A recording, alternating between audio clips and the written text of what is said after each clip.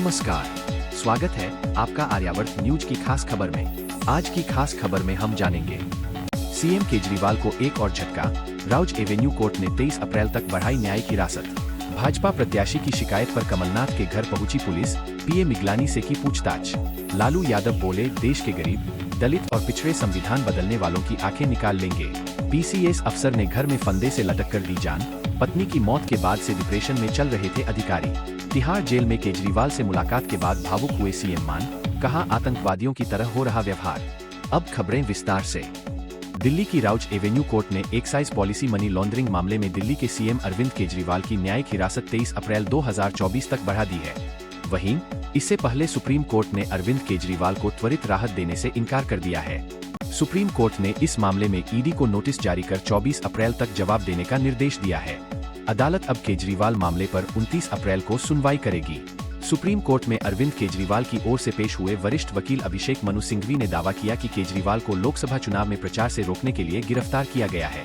उन्होंने मामले की अगली सुनवाई जल्दी करने की मांग की। इस पर कोर्ट ने कहा कि सुनवाई 29 अप्रैल से पहले नहीं की जा सकती। आपको बता दें कि केजरीवाल के वकील ने मामले को सुनवाई के लिए 19 अप्रैल को ही सूचीबद्ध करने की मांग की थी, लेकिन सुप्रीम कोर्ट ने जल्द सुनवाई से इनकार कर दिया और मामले को सुनवाई के लिए 29 अप्रैल को सूचीबद्ध किया है। जस्टिस संजीव खन्ना और जस्टिस दीपांकर दत्ता की पीठ केजरीवाल की याचिका पर सुनवाई करेगी। गौरतलब है कि केजरीवाल ने शराब नीति घोटाले में अपनी गिरफ्तारी को चुनौती देते हुए दिल्ली हाईकोर्ट का रुख किया था, लेकिन हाईकोर्ट से उन्हें राहत नहीं मिली थी, जिसके बाद केजरीवाल ने सुप्रीम कोर्ट का रुख किया। परंतु लोकसभा चुनाव से पहले केजरीवाल को झटका देते हुए दिल्ली उच्च न्यायालय ने उनकी उस याचिका को खारिज करते हुए राहत देने से इनकार कर दिया था। केजरीवाल ने आबकारी नीति से जुड़े धनशोधन मामले में अपनी गिरफ्तारी को चुनौती दी थी। अदालत ने कहा था कि बार बार समन भेजने के बावजूद केजरीवाल के प्रवर्तन निदेशालय के समक्ष पेश नहीं होने और जांच में शामिल नहीं होने से जांच एजेंसी के पास कोई खास विकल्प नहीं बचा था। उच्च न्यायालय ने दिल्ली सीएम की याचिका खारिज करते समय निदेशालय के इस दावे का भी हवाला दिया था कि केजरीवाल अपराध से हुई आय के उपयोग और उसे छिपाने में सक्रिय रूप से शामिल थे। दिल्ली उच्च न्यायालय ने केजरीवाल की याचिका खारिज करते हुए कहा था कि आम और खास व्यक्ति के खिलाफ जांच अलग अलग नहीं हो सकती। स्थान से आपको बता दें कि छिंदवाड़ा में सियासी घमासान नए स्तर पर पहुंच गया है। अब भाजपा प्रत्याशी विवेक बंटी साहू ने पूर्व मुख्यमंत्री कमलनाथ के पीए आर के मिगलानी के खिलाफ पुलिस में शिकायत दर्ज कराई है। इस सिलसिले में 8 से 10 वाहनों में पुलिस सीएसपी अजय राणा के नेतृत्व में कमलनाथ के शिकारपुर स्थित बंगले पर पहुंच गई। जैसे ही यह सूचना मिली, कमलनाथ समर्थक भी बंगले पर जमा हो गए। भारी पुलिस बल भी तैनात किया गया था। छिंदवाड़ा सीट पर कमलनाथ के बेटे नकुल नाथ कांग्रेस के प्रत्याशी है। बंटी साहू ने शिकायत में कहा कि रविवार रात सुदेश नागवंशी ने एक शिकायत दर्ज कराई कि सचिन गुप्ता, निवासी आदित्य धाम, छिंदवाड़ा और कमलनाथ के सहयोगी आर के मिगलानी ने एआई तकनीक से एक फर्जी वीडियो बनाया। वीडियो पूरी तरह फर्जी है। फिर एक निजी चैनल की ओरिजिनल न्यूज का एक फर्जी वीडियो तैयार किया गया। इन झूठे और भ्रामक वीडियो को वायरल करने की कोशिश की गई। कमलनाथ के बंगले पर पहुंचे सीएसपी अजय राणा ने बताया कि इस समय हम कुछ नहीं बता सकते। कोतवाली टीआई उमेश गोहलानी ने कहा कि विवेक बंटी साहू की ओर से एक शिकायत दर्ज कराई थी, रूटीन पूछताछ के लिए आए हैं। जैसे ही पूछताछ पूरी होती है, हम आपको जानकारी देंगे। इस दौरान पुलिस अधिकारी मीडिया के सवालों से बचते नजर आए। कमलनाथ के बंगले के बाहर पुलिस की गाड़ियां दिख रही थी। 8 से 10 वाहन थे, जो 3 थानों के बताए जा रहे हैं। हालांकि बाद में छिंदवाड़ा एसपी मनीष खत्री ने कहा कि मिगलानी और पत्रकार सचिन गुप्ता के खिलाफ विवेक बंटी साहू की शिकायत पर एफआईआर दर्ज की गई है। पुलिस सचिन गुप्ता से पूछताछ कर रही है। पुलिस मिगलानी से पूछताछ के लिए कमलनाथ के बंगले पर गई थी। उन्होंने कहा कि स्वास्थ्य ठीक नहीं है। कुछ समय बाद वह पूछताछ के लिए उपलब्ध रहेंगे। पुलिस ने उन्हें नोटिस दिया और लौट आई है। कांग्रेस नेता के मिश्रा ने सवाल उठाया कि तमाम हथकंडे अपनाने के बाद भी पराजय के भय से भाजपा और कितना गिरेगी। रविवार को छिंदवाड़ा में कांग्रेस विधायक नीलेश उइके के घर व अन्य स्थानों पर बिना सर्च वारंट के मारे गए असफल छापों के बाद सोमवार को हमारे नेता कमलनाथ जी के निवास पर पुलिस का छापा। चोर की दारी में तिनका, डरते क्यों हो?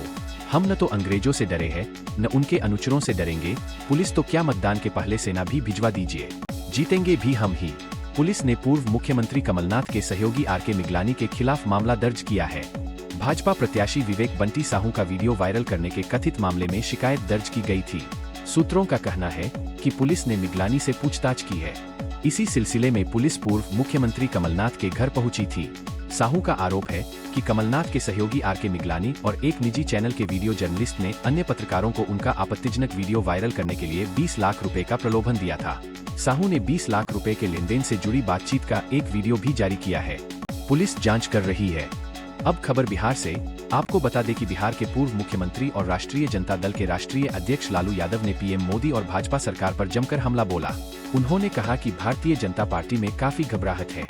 ये लोग यह मानकर बैठे हैं कि वो हार रहे हैं। जनता का मनोबल गिराने के लिए 400 पार का नारा दे रहे हैं। लगातार इनकी पार्टी के नेता खुलेआम बोल रहे हैं कि हम संविधान को बदल देंगे। यह संविधान डॉ.बी.आर. अम्बेडकर ने बनाया है। जो भी इसे बदलने की कोशिश करेगा, देश के गरीब, दलित और पिछड़े उनकी आंखें निकाल लेगी। लालू प्रसाद ने कहा कि भाजपा को तल्ख लहजे में कहा कि खबरदार, अगर इस तरह का साहस किया तो देश की जनता माफ नहीं करेगी। लालू ने कहा कि देश में अपना शासन लाना चाहते हैं, तानाशाही लाना चाहते हैं। संविधान बदलने का मतलब लोकतंत्र को बदलना है। लोकतंत्र बदलने का मतलब है कि यह लोग देश में जनतंत्र नहीं चाहते, लोकतंत्र खत्म करके देश में तानाशाही लाना चाहते हैं। 2024 में एनडीए को बहुमत आने के सवाल पर लालू प्रसाद ने कहा कि बहुमत आने की कोई उम्मीद नहीं है। ये क्षेत्र में घूम घूम कर बहुमत मांग रहे हैं और कह रहे हैं कि संविधान बदल देंगे, हमें वोट दीजिए। भाजपा और पीएम नरेंद्र मोदी को याद रखना चाहिए कि पहले मोहन भागवत ने आरक्षण की समीक्षा करने की बात की थी और देश की जनता ने उनके इरादे का जवाब दिया। वही हाल इस बार भी होने वाला है। और लगातार इनके नेता, इनके पार्टी के नेता ये बोल रहे हैं खुलम खुला कि हम संविधान को बदल रहे हैं। ये बाबा साहब का बनाया हुआ संविधान है, कोई अरो गरो बाबा का बनाया हुआ नहीं है।